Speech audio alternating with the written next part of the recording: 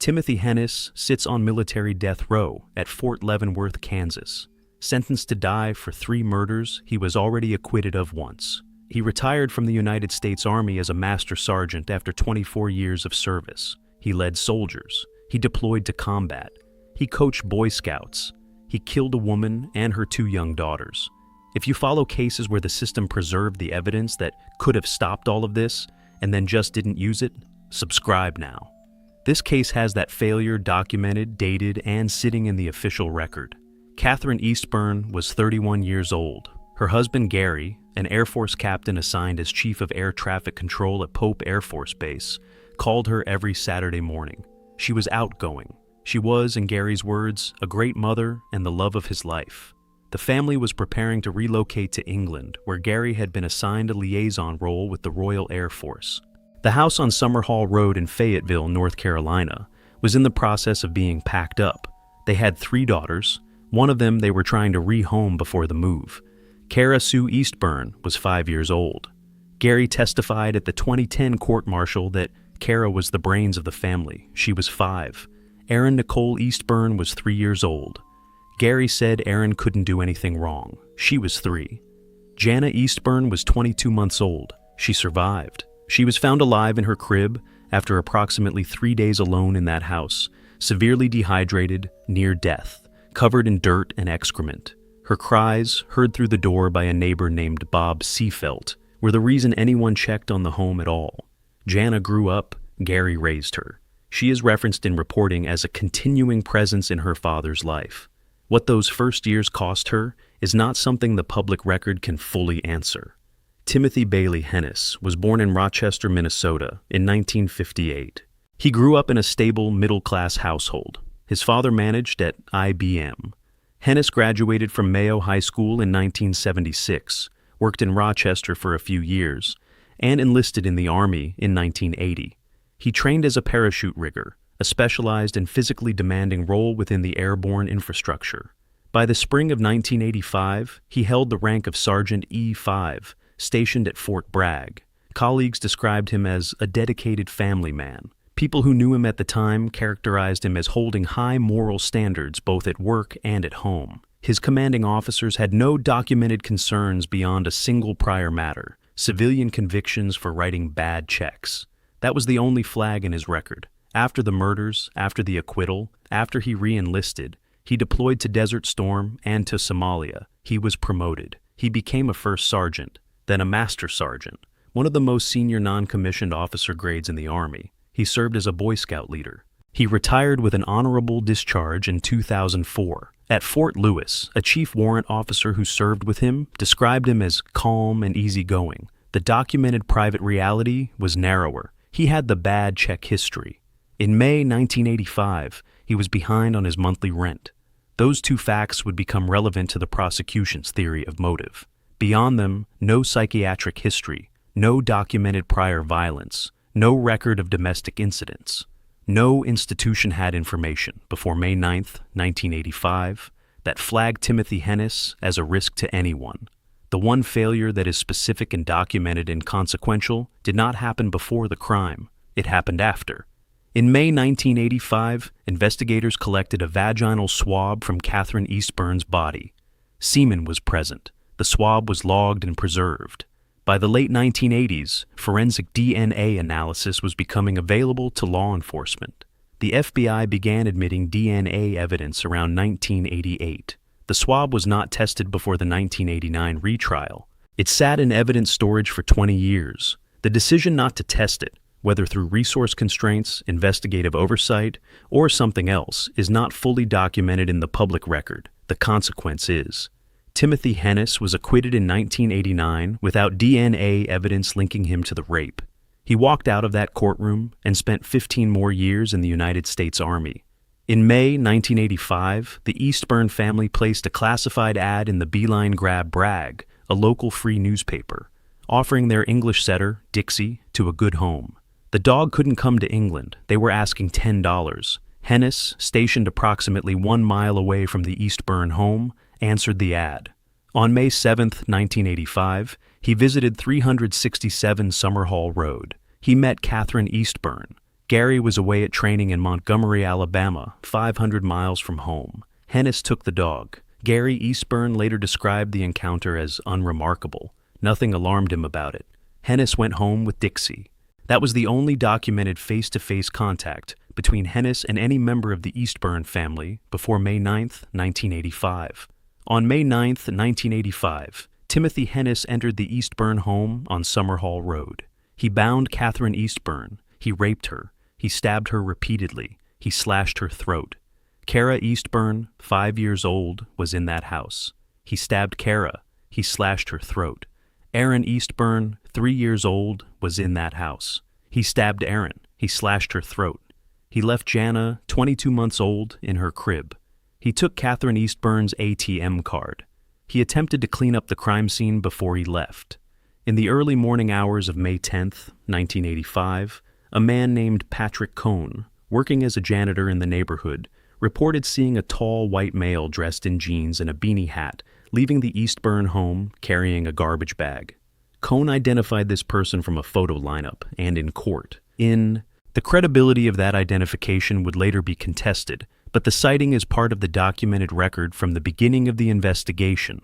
Between the night of May 10th and the morning of May 11th, someone used Catherine Eastburn's stolen ATM card twice at the same machine, withdrawing a total of $300.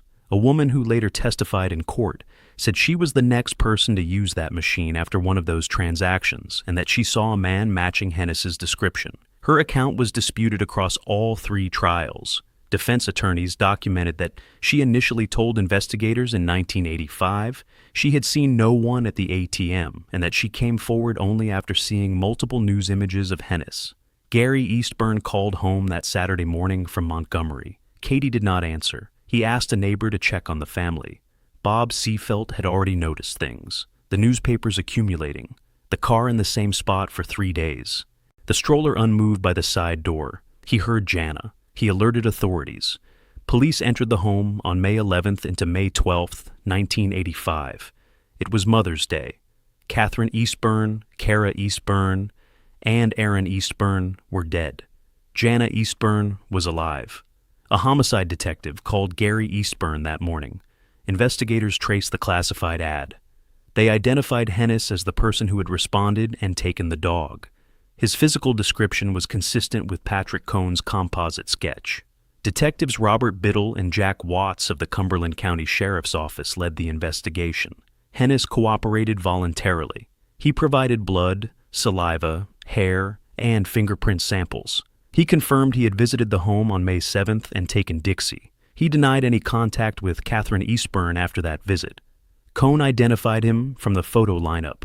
Hennis was arrested on May 16, 1985. The physical evidence from the scene was specific in what it included and specific in what it did not. The preserved vaginal swab, the stolen ATM card confirmed used after Catherine's death, a head hair found in the Eastburn's bed that did not match Hennis, DNA recovered from under Catherine Eastburn's fingernails that was unidentified, no fingerprints matching Hennis, no blood matching Hennis. No fibers connecting him to the scene. The unidentified hair and the fingernail, DNA, have been cited by reporter Scott Wisnant, who covered all 3 trials, as unresolved physical evidence that has never been matched to any known individual. As of this research, no court has ruled these items exculpatory, and whether they have been tested against current criminal databases is unknown. The first trial opened in North Carolina Superior Court in Cumberland County in 1986. The prosecution relied on Patrick Cohn's eyewitness identification, the ATM witness, the circumstantial financial motive, and the resemblance between Hennis and the composite sketch.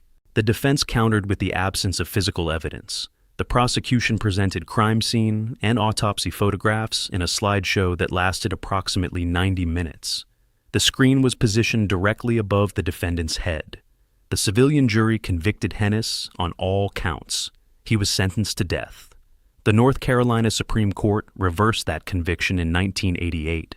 The court found the prosecution's use of those photographs was excessive and prejudicial. A new trial was ordered. The second trial, also in Cumberland County, opened in 1989. The prosecution brought the same witnesses and the same circumstantial case. The defense attacked Patrick Cohn's credibility directly, his prior criminal record, inconsistencies in his account, including a disagreement about whether the night of the killing was clear or overcast. The defense produced a neighborhood resident named John Raupaw, who habitually walked the area at 3 a.m. All wore a beanie hat and physically matched Cohn's description. They produced his jacket and tested it. No bloodstains. They also presented a tall, blonde high school student who confirmed he walked through the neighborhood at night and resembled the composite, and a newspaper carrier who described a small, thin man leaving the Eastburn home the night of the killings.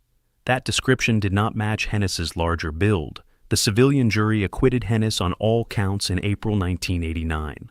Under the Fifth Amendment's double jeopardy clause, North Carolina was permanently barred from trying him again. He re-enlisted, he deployed, he was promoted, he retired. In 2005, Detective Robert Biddle conducted a cold case review of the Eastburn murders. He found the preserved vaginal swab in evidence storage. He submitted it for DNA analysis. In June 2006, forensic analyst Teresa Troop Dorman of the North Carolina State Bureau of Investigation completed her analysis.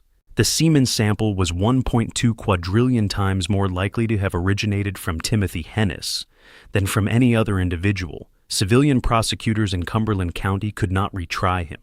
The double jeopardy bar was absolute. They referred the case to the Army. A team of military JAG attorneys evaluated the constitutional mechanisms. Lieutenant General John R. Vines, commanding general at Fort Bragg, agreed in the fall of 2006 to recall Hennis to active duty. The legal basis was the dual sovereignty doctrine, under which acquittal in state court does not bar prosecution by a separate federal sovereign, combined with a Uniform Code of Military Justice's provision permitting court-martial of military retirees.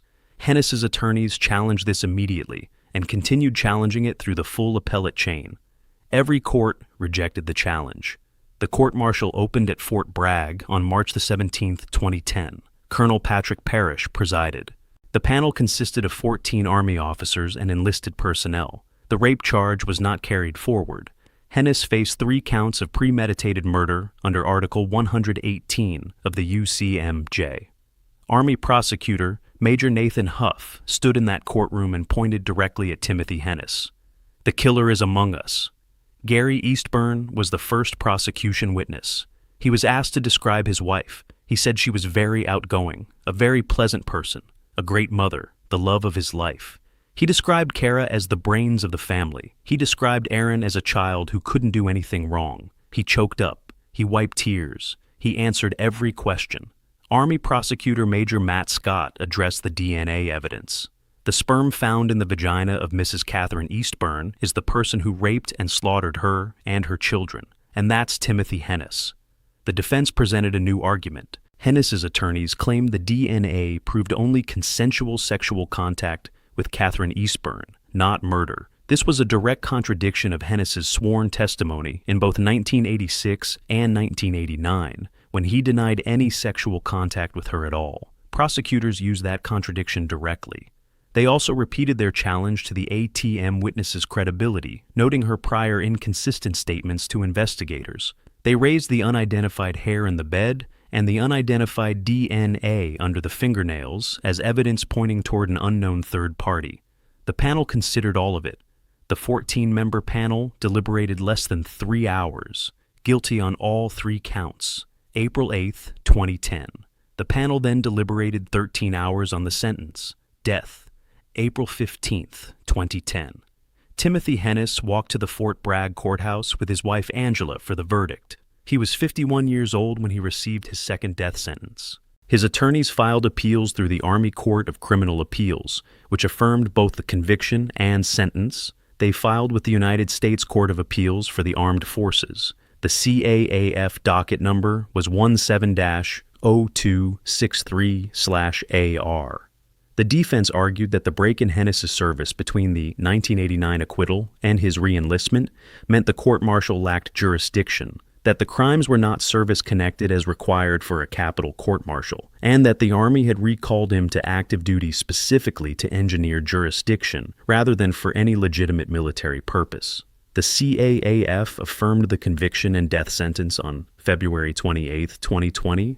Reconsideration was denied on April 9, 2020. Hennis's attorneys petitioned the United States Supreme Court on September 4, 2020. Docket number 20-301. They presented 3 constitutional questions, including whether the Constitution bars the military from subjecting service members to capital trials for non-military offenses. The Air Force Appellate Defense Division filed an amicus brief supporting the petition. The Supreme Court denied certiorari on January 11, 2021, without comment. The constitutional questions the petition raised were denied review, not resolved on the merits. All known domestic appeals are exhausted. Timothy Hennis is currently held at the United States Disciplinary Barracks at Fort Leavenworth, Kansas. He is on military death row. He is one of 4 military death row inmates at that facility. No execution date has been set. No execution date can be set without presidential approval following a recommendation from the Secretary of the Army. That process has not been initiated for Hennis. The last United States military execution was Army Private John A. Bennett, hanged in 1961. 64 years have passed. The current administration has publicly stated a commitment to resuming military executions. The specific focus has been on Nidal Hassan, the Fort Hood shooter. As of May 2026, no reporting has indicated that the presidential approval process for Hennis has begun. Scott Wisnant, the reporter who covered all 3 trials and wrote the book documenting this case, has publicly called for the unidentified DNA to be tested against current criminal databases. He said, "We should be running that DNA against our known database. Let's find out what happened." That has not happened to the extent the public record shows. Catherine Eastburn was 31 years old. She had 3 daughters. She was trying to find a good home for her dog before her family moved to England. Kara was 5, Aaron was 3, Jana survived. Gary Eastburn has spent 40 years carrying the phone call he made that Saturday morning and the answer he did not get. The vaginal swab that could have convicted Timothy Hennis before the 1989 acquittal existed in evidence storage throughout the retrial. It was not tested. He served 15 more years. Here is the question this case leaves open, and I want you to answer it in the comments. A head hair in the Eastburn's bed and DNA under Catherine Eastburn's fingernails have never been matched to any known individual. Before any military execution proceeds in this case, should those items be tested against current criminal databases? Or does the 1.2 quadrillion to 1 DNA match make the answer irrelevant? Drop your position in the comments. Subscribe if you want to stay with cases where the institutional record tells as much of the story as the crime itself. This one is not over.